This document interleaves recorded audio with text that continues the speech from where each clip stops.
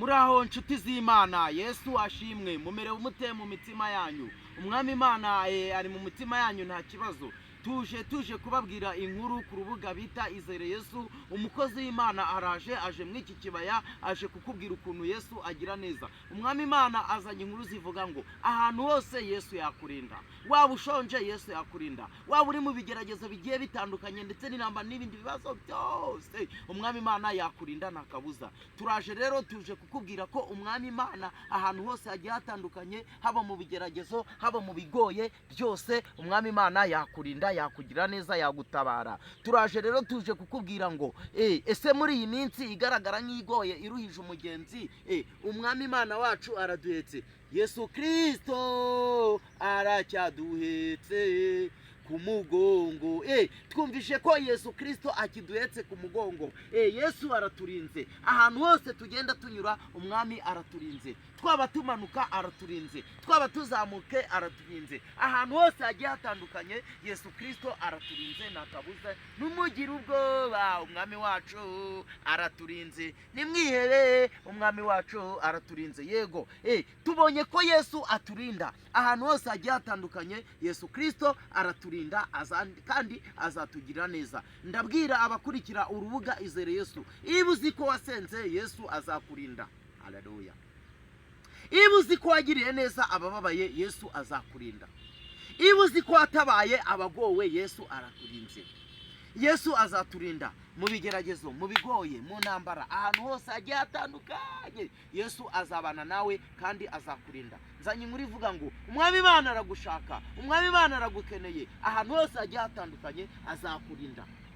Haba mu nyanja azagendana nawe, haba mu muriro azagendana nawe. Ahantu hose hagiye hatandukanye Yesu azabana nawe kandi azakurinda. Narinzanye inkuru zivuga ngo Yesu Kristo twizeye azakurinda, Yesu Kristo twizeye azakugirira neza. Twari tuje aha hantu rero tuje kukubwira ko Umwami Imana ahantu hose hagiye hatandukanye yakurinda. Yesu turamwizeye. Iyo wizeye Yesu byose birashoboka.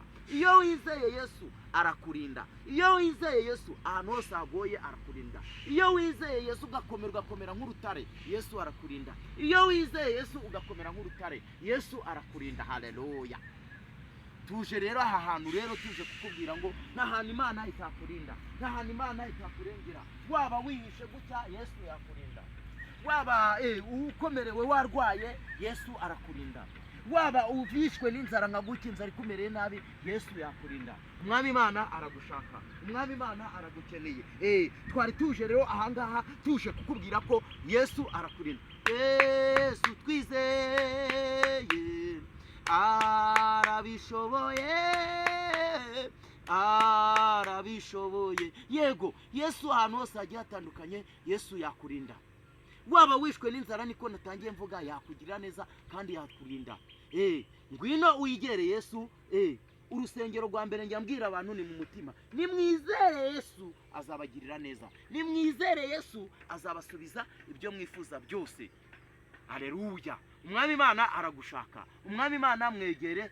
Uko waba ugowe kose, uko waba uhuye n'ibikomeye byose, uko waba uruhijwe n'umubiri, waba urwaye cyangwa se uhuye n'ikindi kibazo kigiye gitandukanye, Yesu Kristo azakurinda. Yesu Kristo azagutabara. Yesu Kristo azagumugisha. Wabaye sobeshemera izina rye ryiza. Yego, ngo abaye Yesu bishimira izina rye ryiza kuko ribamara umubabaro, rikabatinyura, rikabagirira neza, rikabaha icyo bifuza cyose. Haleluya, haleluya. Turashoje rero, ariko Umwami Imana azakorera.